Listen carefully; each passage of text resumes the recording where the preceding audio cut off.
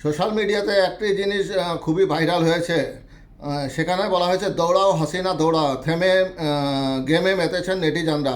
খেলাটি শুরু হতেই বাজতে থাকে শেখ হাসিনার কণ্ঠে রবীন্দ্রনাথ ঠাকুরের কবিতা, নিঃস্ব রিক্ত আমি দেবার কিছু নেই, আছে শুধু ভালোবাসা দিয়ে গেলাম তাই। হোঁচট খেয়ে পড়ে গেলেই শোনা যাবে এই এক পরিচিত সংলাপ, কি অপরাধটা করেছি আমি। ফোনে কোনো কারণে ইন্টারনেট সংযোগ বিচ্ছিন্ন হয়ে গেলে বিরক্ত হয়, কিংবা শখের বসে গুগল ক্রমের বিখ্যাত ডাইনোসর গেম খেলেননি এমন কোনো মানুষ সম্ভবত নেই, খুব কমই আছেন। এবার গুগল ক্রমে সেই অফলাইন ডাইনোসরের গেমের আদলে এক রাজনৈতিক সফটওয়্যার গেম বানিয়েছেন ড্যাফোডিল ইন্টারন্যাশনাল ইউনিভার্সিটির মাল্টিমিডিয়া অ্যান্ড ক্রিয়েটিভ টেকনোলজি বিভাগের শিক্ষার্থী তাসরিফ বিন মিজান। গেমটির নাম দৌড়াও হাসিনা দৌড়ায়। প্রকাশের পর মাত্র এক রাতেই সোশ্যাল মিডিয়ায় ঝড় তুলেছে গেমটি।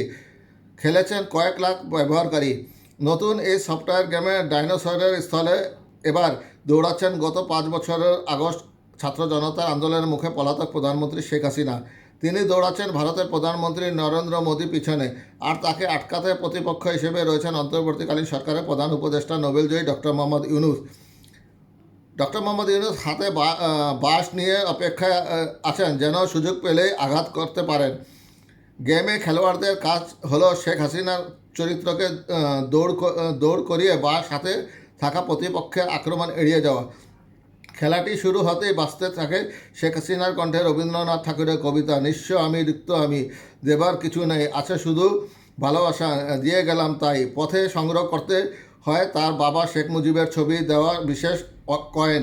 পিছনে উঠতে থাকে ভারতের জাতীয় পতাকা। হাসিনা প্রাণপণে ছুটে চলেন নরেন্দ্র মোদীর পিছনে, আর তার সম্মুখে বাঁশ হাতে বাধা হয়ে দাঁড়িয়ে থাকেন প্রতিপক্ষ হিসেবে ডক্টর মোহাম্মদ ইউনূস।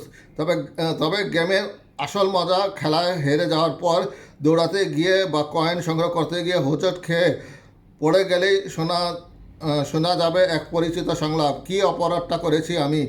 তাসরিফ গণমাধ্যমকে জানান, নতুন একটি গেম ইঞ্জিন নিয়ে পরীক্ষামূলক কাজ করেছিলাম।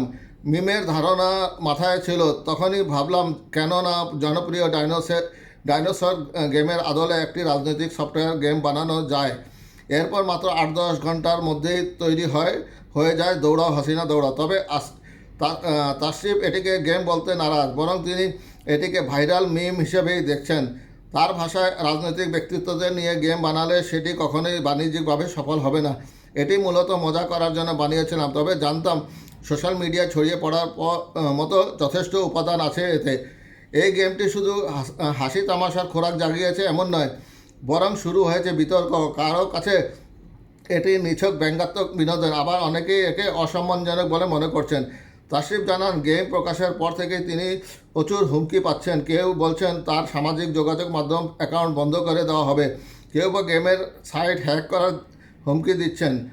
তবে এই নিয়ে তিনি খুব একটা বিচলিত নন, কারণ এমন কিছু যে ভাইরাল হবেই তা নিয়ে তিনি আগেই জানতেন। গেমের ওয়েবসাইটে তাসরিফ জানান, এই গেমের প্লে স্টোর ভার্সন থাকবে। তবে এত আলোচনা সমালোচনার মধ্যে তাসরিফ ভাবছেন আরেকটি নতুন গেম বানানোর, যেখানে খেলোয়াড়ের ভূমিকায় থাকবে বিপ্লবী ছাত্র জনতা, তৌহিদি জনতা, কর্মজীবী। তারা লড়াই করবেন ফ্যাসিস্ট শক্তির বিরুদ্ধে।